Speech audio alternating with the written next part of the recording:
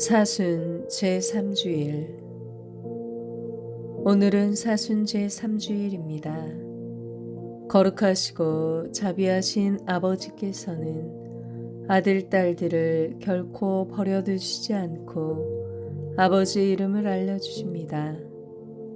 주님께서 우리의 완고한 마음을 부드럽게 바꾸시어 주님의 계명을 지키며 끊임없이 참된 회개의 열매를 맺게 해주시기를 청합시다.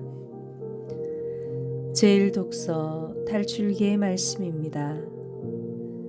그 무렵 모세는 미디안의 사제인 장인 이트로의 양떼를 치고 있었다.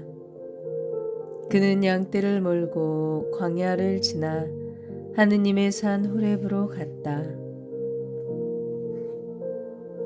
주님의 천사가 떨기나무 한가운데로부터 솟아오르는 불꽃 속에서 그에게 나타났다. 그가 보니 떨기가 불에 타는데도 그 떨기는 타서 없어지지 않았다. 모세는 내가 가서 이 놀라운 광경을 보아야겠다. 저 떨기가 왜 타버리지 않을까 하고 생각하였다. 모세가 보러 오는 것을 주님께서 보시고 떨기 한가운데에서 모세야 모세야 하고 그를 부르셨다. 그가 예 여기 있습니다 하고 대답하자 주님께서 말씀하셨다. 이리 가까이 오지 마라. 내가 서 있는 곳은 거룩한 땅이니 내 발에서 신을 벗어라. 그분께서 다시 말씀하셨다. 나는 내 아버지의 하느님, 곧 아브라함의 하느님, 이삭의 하느님, 야곱의 하느님이다. 그러자 모세는 하느님을 뵙기가 두려워 얼굴을 가렸다. 주님께서 말씀하셨다. 나는 이집트에 있는 내 백성이 겪는 고난을 똑똑히 보았고 작업 감독들 때문에 울부짖는 그들의 소리를 들었다. 정녕 나는 그들의 고통을 알고 있다. 그래서 내가 그들을 이집트인들의 손에서 구하여 그 땅에서 저 좋고 넓은 땅, 젖과 꿀이 흐르는 땅으로 데리고 올라가려고 내려왔다. 모세가 하느님께 아뢰었다. 제가 이스라엘 자손들에게 가서 너희 조상들의 하느님께서 나를 너희에게 보내셨다 하고 말하면 그들이 저에게 그분 이름이 무엇이오 하고 물을 터인데 제가 그들에게 무엇이라고 대답해야 하겠습니까? 하느님께서 모세에게 나는 있는 나다 하고 대답하시고 이어서 말씀하셨다. 너는 이스라엘 자손들에게 있는 나께서 나를 너에게 보내셨다 하여라. 하느님께서 다시 모세에게 말씀하셨다. 너는 이스라엘 자손들에게 너희 조상들의 하느님, 곧 아브라함의 하느님, 이삭의 하느님, 야곱의 하느님이신 야훼께서 나를 너에게 보내셨다 하여라. 이것이 영원히 불릴 나의 이름이며 이것이 대대로 기를 나의 칭호이다. 제2독서 사도 바오로의 고린도 일서 말씀입니다. 형제 여러분, 나는 여러분이 이 사실도 알기를 바랍니다. 우리 조상들은 모두 구름 아래 있었으며 모두 바다를 건넜습니다. 모두 구름과 바다 속에서 세례를 받아 모세와 하나가 되었습니다. 모두 똑같은 영적 양식을 먹고 모두 똑같은 영적 음료를 마셨습니다.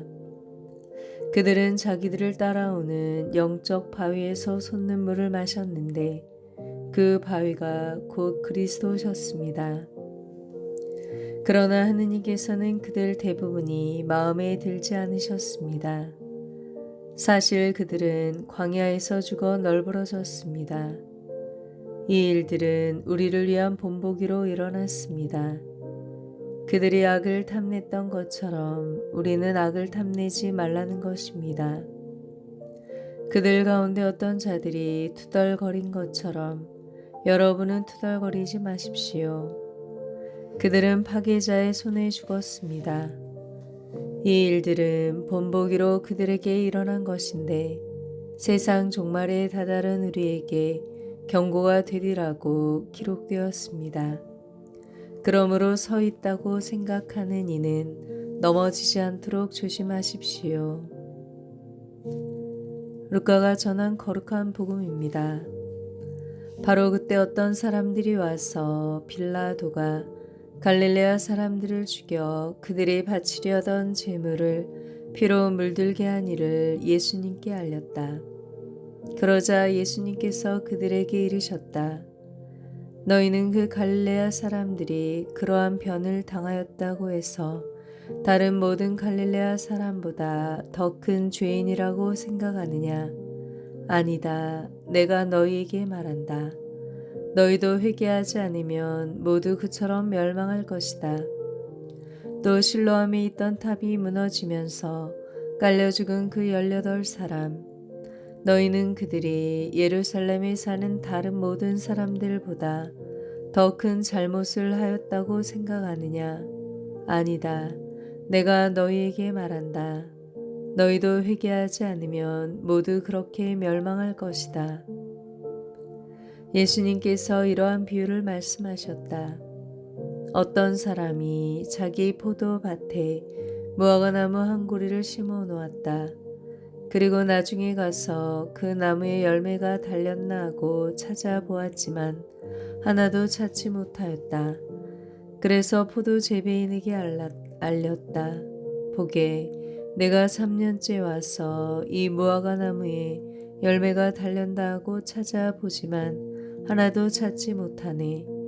그러니 이것을 잘라버리게, 땅만 버릴 이유가 없지 않은가.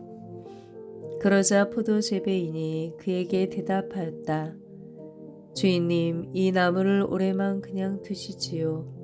그동안에 제가 그 둘레를 파서 거름을 주겠습니다. 그러면 내년에는 열매를 맺겠지요. 그러지 않으면 잘라버리십시오. 오늘의 묵상. 오늘 복음에 나오는 사람들은 갈릴레아 사람들의 죽음을 예수님께 알리면서 자신들은 그런 죄인이 아니라고 생각하였습니다. 당시 유다인들은 자신이 벌을 받지 않으면 죄인이 아니라고 여겼습니다. 예수님께서는 그들이 이러한 논리로 자신들의 죄를 뉘우칠 필요를 전혀 느끼지 못하고 있음을 보신 것 같습니다. 그래서 오히려 회개하지 않으면 멸망할 것이라고 참 더욱 강하게 표현하신 것 같습니다. 오늘날에도 회개를 참회의 차원에서만 이해할 수가 있습니다. 다시는 죄를 짓지 않겠다고 결심하는 때에만 회개할 필요를 느끼는 것입니다. 회개를 이렇게 생각한다면 당연히 분명한 죄를 지을 때까지 회개할 필요성을 느끼지 못합니다. 그러나 우리는 본질적으로 죄인과 회개가 무엇을 뜻하는지 따져보아야 합니다.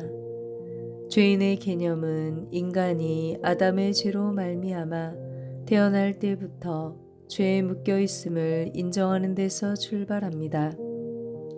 그리고 회개는 모든 인간이 당신과 친교를 맺도록 부르시는 하느님과 일치하고자 악을 피하고 하느님을 향하여 자기 생활 전체의 방향을 설정하는 것입니다.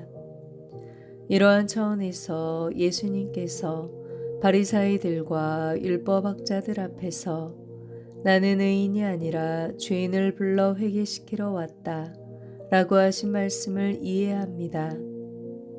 오늘 복음에서 자신들이 죄인임을 모르는 사람들에 대한 예수님의 안타까움과 그들이 회개하기를 바라시는 예수님의 절박함을 봅니다.